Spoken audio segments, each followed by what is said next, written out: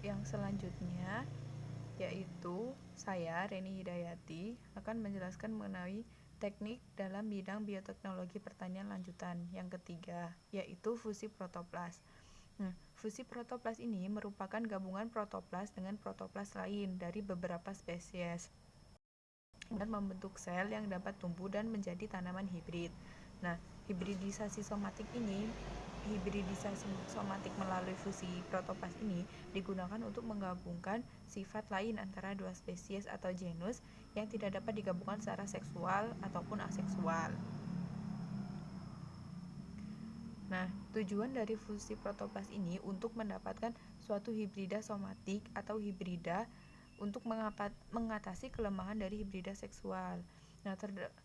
Terdapat kelemahan dari hibrida seksual, yaitu yang pertama, sukar untuk mendapatkan suatu hibrida antar spesies dan antar negara.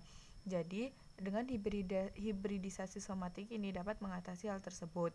Yang kedua, sitoplasma pada perkawinan seksual hanya berasal dari induk betina saja. Dalam proses pembuahan, gamet jantan hanya membawa inti saja dengan sedikit sitoplasma.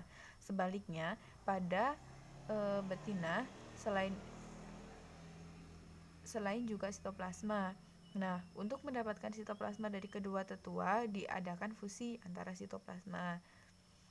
Fusi protoplas ini dapat dimanfaatkan untuk melakukan persilangan antar spesies atau galur tanaman yang tidak memungkinkan untuk dilakukan. Jadi, mungkin untuk dilakukan fusi protoplas.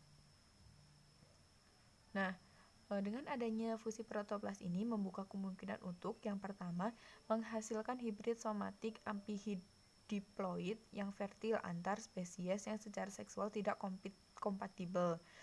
Yang kedua, menghasilkan galur heterozigot dalam suatu spesies tanaman yang secara normal hanya dapat diperbanyak dengan cara vegetatif, misalnya pentang. Yang ketiga, memindahkan sebagian informasi genetik dari satu spesies ke spesies lain dengan memanfaatkan fenomena yang disebut penghilangan kromosom atau chromosome elimination. Yang keempat, memindahkan informasi genetik yang ada di sitoplasma dari satu galur atau spesies ke galur atau spesies lain. Fusi protoplas dapat menghasilkan dua macam kemungkinan produk. Yang pertama hibrid, yang kedua sibrid. Hibrid ini jika nukleus dari kedua spesies tersebut betul-betul mengalami fusi atau menyatu, maka disebut hibrid. Yang kedua, sibrid atau sitoplasmid hibrid atau heteroplas itu jika hanya sitoplasma yang mengalami fusi, sedangkan informasi genetik dari salah satu induknya hilang. Jadi sibrid ini itu sitoplasmanya saja yang mengalami fusi, namun informasi genetiknya itu tidak mengalami fusi, satunya hilang gitu.